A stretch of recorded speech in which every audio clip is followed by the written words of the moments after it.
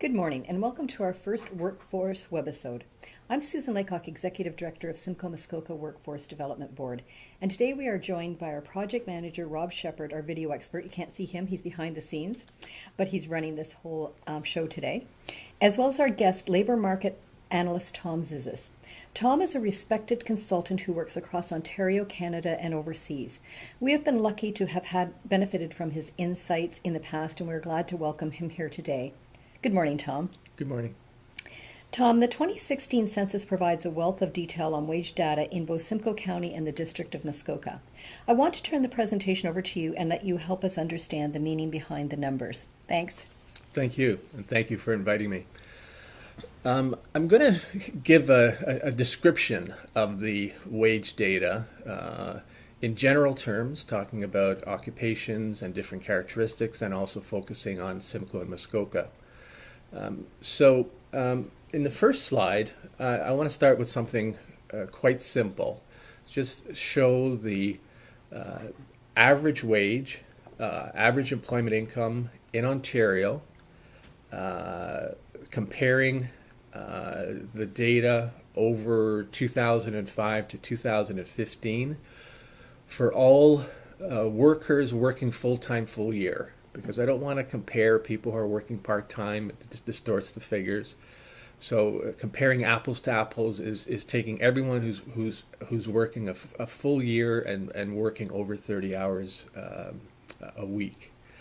And you can see the average wage has risen slightly, going from almost $66,000 in 2005 to $68,000 in 2015. Now these figures have been adjusted for inflation, so the figure in 2005 is already in 2015 dollars. So again, we're comparing the same thing.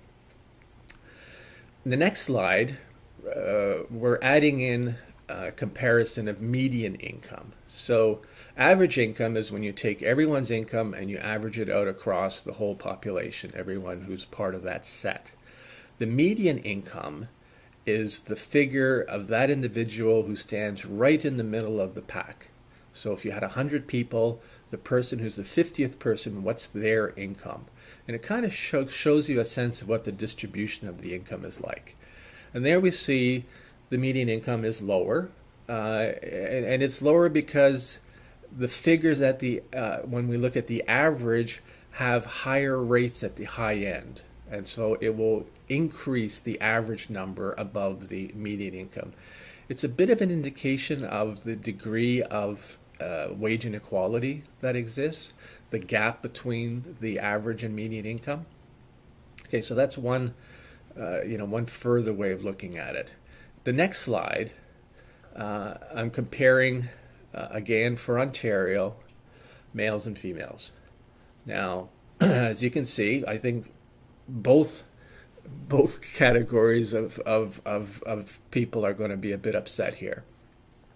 Now, on the one hand, females make considerably less than males, even when they're working full-time, full year. This is not including the part-time wage. So you can see the red line is the female income, the blue line, the male income, quite a considerable gap.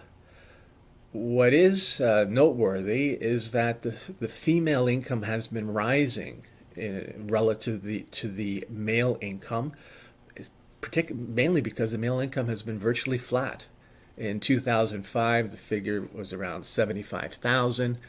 In 2015, 10 years later, it's around $76,000 and change. So the male income has really hardly moved, whereas the female income has risen around $5,000 over the course of those 10 years. So that's on the one hand, you'll have males who are saying our incomes haven't risen, and females saying, gosh, our incomes are still much lower in comparison to males. Okay, the next comparison I want to show is in terms of geography. Interestingly, residents who live in Toronto make considerably more than residents who live in the rest of the province. And that difference has actually increased. So you can, looking at the slides, the Toronto figures are the black line, and you can see particularly from 2010, from that midpoint, it has had a larger increase compared to, again, what's been virtually flat in the rest of Ontario. Okay. So in the next slide, I try and bring some of these various characteristics together. So here, what I've done is I've brought in gender, geography, and now I'm also looking at categories of occupations. So let me describe this graph here.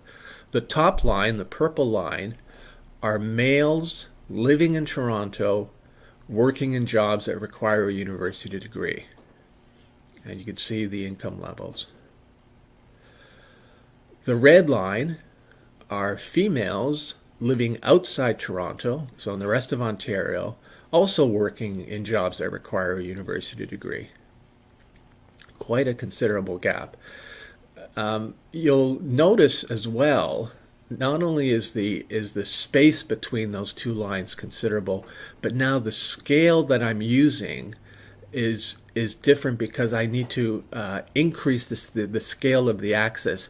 Every other chart we've been showing had topped out at 80,000, and this graph tops out at 140,000 because the male wages for these university jobs in Toronto are that high. And what this really represents, it's not about individuals who might be working in hospitals, who are working in universities. What's really driving those wages are people who are working in the financial sector, are working in jobs in support of the financial sector, primarily working as accountants, financial advisors, and lawyers especially.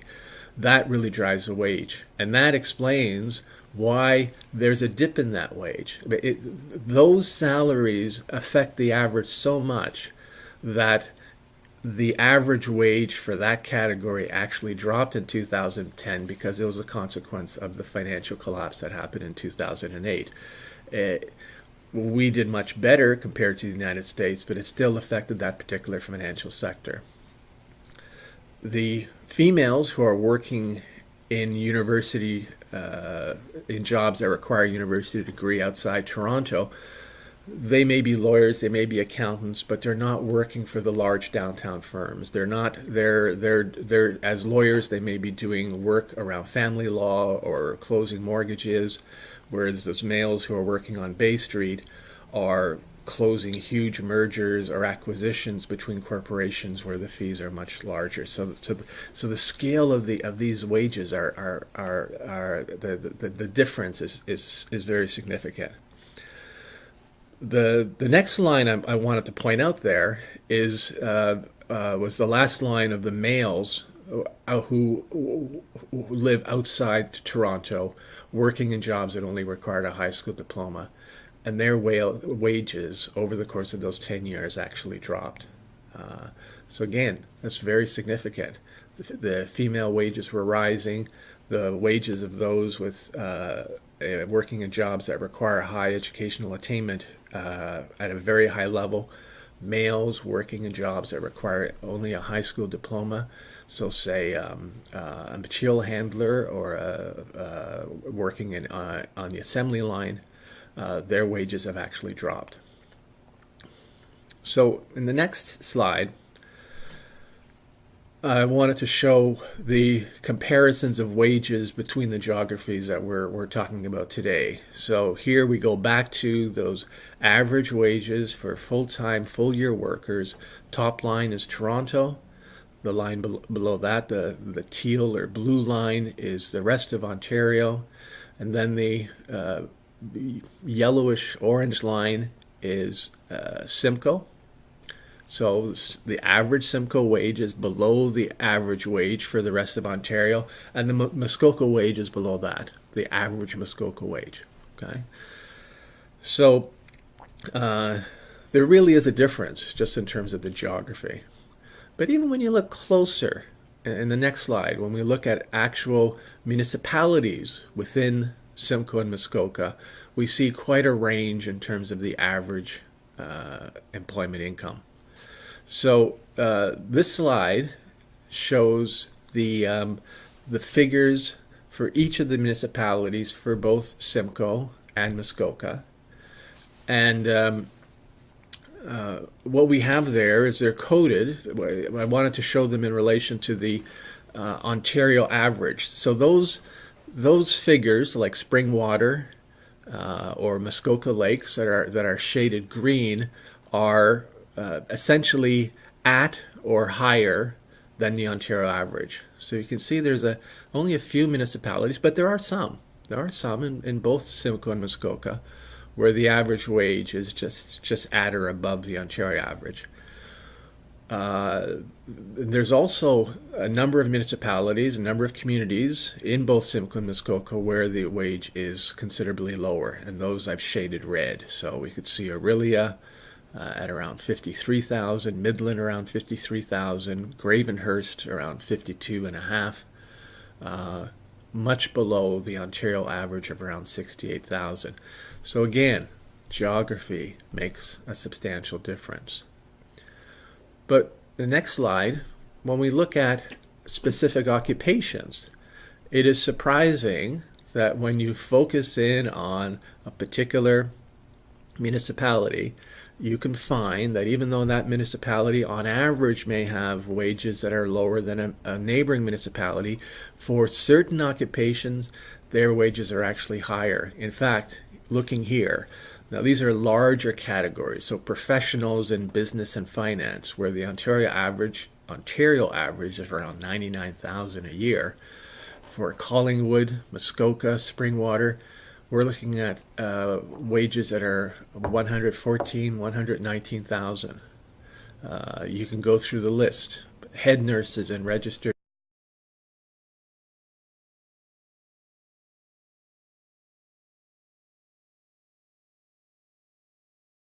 Wondering, my gosh, here's an instance where people are working for the same school board that covers Simcoe, and in Tay, in Clearview, their wages are around $10,000 higher than the provincial average and higher than their neighboring communities. Now, some of that, in some instances, it may have to do with the employer. It may be that particular industry may have a higher wage, but in a case like, say, elementary and kindergarten teachers, what we may see is also what's the distribution of who has those jobs. What might be the age ranges that at a higher seniority level you may have a higher wage. So that's a really important element, the age factor. So the next slide, now I want to focus. We've looked at gender, we've looked at geography. This is looking at it in terms of age. Now this data, because I wanted to cover a whole bunch of age ranges, I'm focusing here on the median income, not the average income. And I'm also focusing on all employed workers. So not just full-time, but also part-time, because I wanted to show the full difference that takes place over age. So here we've got, this is for all Simcoe and Muskoka. And you can see kind of this curve where as you get into your middle years between 35 to 54, those are your high income earning years, where your wage goes up and then it starts dropping. It's not because your wage is going down that somehow your paycheck is getting cut. It's that you're working less. You're shifting more into part-time work, perhaps, particularly in this graph going into 65 years and over. So the next couple of graphs, the next one we want to look at some specific occupations. And so we're going to compare them to the blue line, which is everyone. But here are some occupations where I know that seniority has its impact. And so here I've singled out secondary school teachers, elementary school and kindergarten teachers. You can see the graphs, the black and red lines, as they go up, and then they kind of flatline in the later years, because as they've accumulated their years of experience, they're reaching the upper limit of what the pay scale is for those occupations. The orange line is management occupations, again, going up. But then going down a bit, again, I think because of some part-time work, then these management occupations are not just people who might be bank managers, but it's also people who are running a camping ground. So it's a whole range of managers in stores and in restaurants as well. The professional occupations, interesting enough, keep going up even into the 55 to 64-year-olds. So their experience really counts for something. If you're working as an accountant or as a lawyer or as an engineer, their incomes go up right into the later years. But in the next slide, looking at jobs that are very low skilled, there's no trajectory. Right? So there, see all that cluster of lines at the bottom there. The average wage, or so the figure for all workers, the blue line, is considerably higher. But jobs like store shelf stockers and light duty cleaners and cooks and cashiers, there's actually not much difference. These are jobs, when we talk about dead-end jobs, this is partly what we mean. You start at a certain age and your wage hardly changes. Your seniority doesn't change your wage that much. Next slide, I wanted to kind of look at a few areas where there's substantial change. This one compares university professors, and this is a category that includes both university professors and post-secondary assistants. So that black line.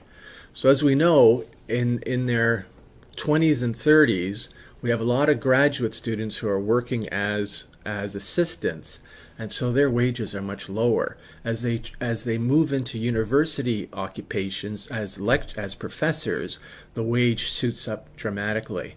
Not the same for college instructors, because there's a far less reliance on the graduate student assistants in that occupation. Okay, so completely different trajectory. Now this is an instance where what we've been seeing lately in terms of some of the labor unrest in Ontario, post-secondary education institutions relying much more on part-timers and on graduate assistants means that the mix of who's teaching is changing, because universities in particular are opting for a lower wage workforce. And so it's even a question mark whether those graduate assistants are going to be to rise to those levels of those university professors as they used to 10 or 20 years ago. Next slide, having looked at those university professors, I thought I'd compare them to a couple of other public sector employees, mainly police officers and firefighters. So here you've got that high wage starts right away, more or less. There is an increase, but not nearly as much. So even at the 25 to 34 year age, individuals working those occupations are earning well and continue to earn well throughout their employment lifetime. In fact, even though we always might consider university professors are paid well, over the course of their lifetime, police officers and firefighters will earn a better income than a university professor. In the next slide, again, I was mentioning about that kind of change of practice.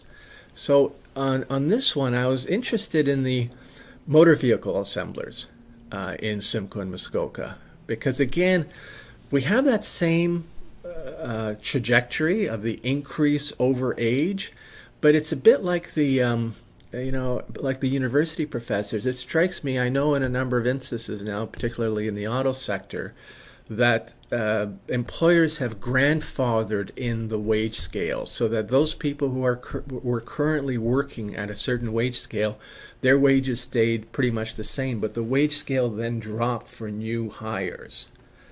So here we see a much more distended curve. It's a bit like the university professors and the graduate students, where there's a question mark whether those who are now 25 and 34-year-olds, because they're under a different kind of contract, whether they're going to see that kind of same wage increase as their predecessors saw in a previous generation. So in sum, well, I guess the point I wanted to make here is that wages are not there's not a simple, straight formula around wages. There are a number of factors that impact. Clearly, the occupation, But even in the occupation, we see there are differences between males and females, between where you live, between age groups, so that it's not always a matter of being able to follow a very clear formula about what a wage should be. And so while we have data, and the data is very important, it's also important to do the kind of qualitative work in terms of trying to understand what is the existing wage for a given occupation in a given area at a particular point in time. By qualitative, I mean being able to talking to other employers and asking about what their wage is and what the reasons are for it. So that's kind of a general overview of trying just to describe what the wage situation is and what are some of the elements to look for in terms of trying to understand the differences between wage levels between different individuals. Well, thank you very much, Tom. There's a lot of information there, but a lot of surprises, a few surprises for me, especially in that information. Tom, where can someone go to get accurate information about wage levels in their local area? Well, there's a few areas. Certainly, we start with Statistics Canada. What I was referring to was census data, and so much of that is 2015 and 2016. Statistics Canada does have also a job vacancy and wage survey. So that data comes out every 3 months, and it covers the various economic regions. And in addition to identifying, and it goes down to the very detailed occupation levels, in addition to identifying number of vacancies, it also identifies what is the asking wage. So that's one good place. Now I will say that the Statistics Canada website may not be the easiest to navigate for someone who hasn't gone to it, but there's I'm sure you and your staff would be quite happy to help individuals who might need some help just navigating it. But the data's there and it's current. There's another site that's just actually started in the last couple of months. It's by a firm called Vicinity Jobs. So Vicinity Jobs is a company that aggregates data from all the job boards, and they've now made available a free site called Worxica, WORXICA. Sorry. So they aggregate all the information from the job boards. And I find that a really fascinating and useful site because it's, again, very detailed. It goes down to the local geography, goes down to the most detailed occupations, averages out what the asking wage is, and also even identifies what are the common factors that employers are looking for in terms of certificates, education, experience, soft skills, and so on. So it's really good for individuals who are looking to kind of custom their resumes. Their career path. Yeah, it's a wonderful site, and I think it would be really helpful for people who are looking for work, people who are advising people who are looking for work, and also for employers to kind of benchmark their own wages and how they're making offers for employment. Well, thank you very much for that. Well, that wraps up our first Workforce Webisode. I want to thank you, Tom, for sharing your expertise and insights with us.